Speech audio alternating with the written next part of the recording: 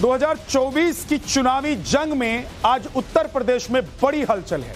देख रहे हैं आप योगी आदित्यनाथ की ये तस्वीर आप देख रहे हैं और सबे भूमि गोपाल की ये तस्वीर है। आपको बता दें कि एक और रायबरेली से पर्चा भरने के बाद राहुल पर अमेठी से भागने का आरोप लग रहा है, तो दूसरी ओर सीएम योगी ने चुनावी रैली में एक बार फिर से मथुरा पर बड़ा बयान दे दिया।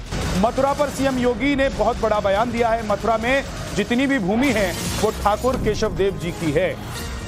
मथुरा भगवान कृष्ण की जन्मभूमि है। सीएम योगी ये बात कह रहे हैं और वो कह रहे हैं कि ये बात हम सैकड़ों साल से कह रहे हैं। योगी आदित्यनाथ ने बड़ा बयान दिया है मथुरा को लेकर, कृष्ण जन्मभूमि को लेकर। अयोध्या में राम मंदिर का निर्माण भी हो गया है। काशी में काशी विश्वनाथ धाम का निर्माण हो गया है। और कल आपने माननीय उच्च न्यायालय के फैसले को भी पढ़ा होगा। न्यायालय ने कल एक बात और कही है, और उस चीज को भी हम कहते हैं जिसको हम लोग सैकड़ों वर्षों से कहते आ रहे हैं। और बहनों और भाइयों, मैं फिर इस बात को कहता हूं कि मथुरा में जितनी भी भूमि है वह ठाकुर केशव देव की भूमि है, भगवान कृष्ण की भूमि है।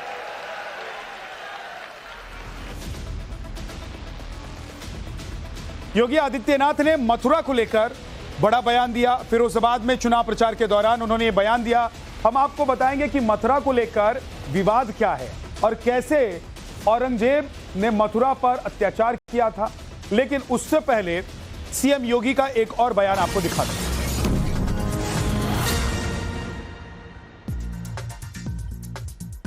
एक तरफ मोदी जी के नेतृत्व में विरासत को सम्मान और आपकी आस्था को सम्मान देने वाली भाजपा की सरकार है, और दूसरी तरफ कांग्रेस, सपा और बसपा के नेतृत्व की सरकार जो कहती है हम विरासत टैक्स लगाएंगे। यानी ये औरंगजेब के नए अवतार पैदा हो गए हैं जो कहते हैं विरासत टैक्स लगाएंगे। जैसे औरंगजेब ने जजिया कर लगाया था ना हिंदुओं पे, क्या आप जजिया कर देंगे क्या स्वतंत्र भारत में?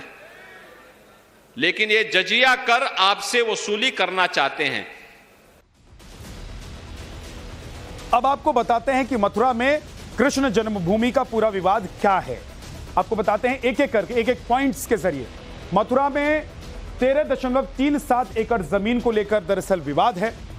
कृष्ण जन्मभूमि यानी कि कृष्ण के जन्म स्थान के पास 10.9 एकड़ जमीन है।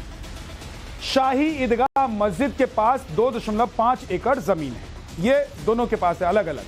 1968 में हुए समझौते पर हिंदू पक्ष ने सवाल उठाया। हिंदू पक्ष ने इसको कहा कि भाई ये समझौता कैसा समझौता कि आप किसी को अपने मन से दे दीजिए और बोलिए कि समझौता करा दिया। हिंदू पक्ष की पहली मांग क्या रही कि परिसर की पूरी जमीन उनको मिलनी चाहिए क्योंकि ये कृष्ण की जन्मभूमि है, कृष्ण का जन्म स्थान है।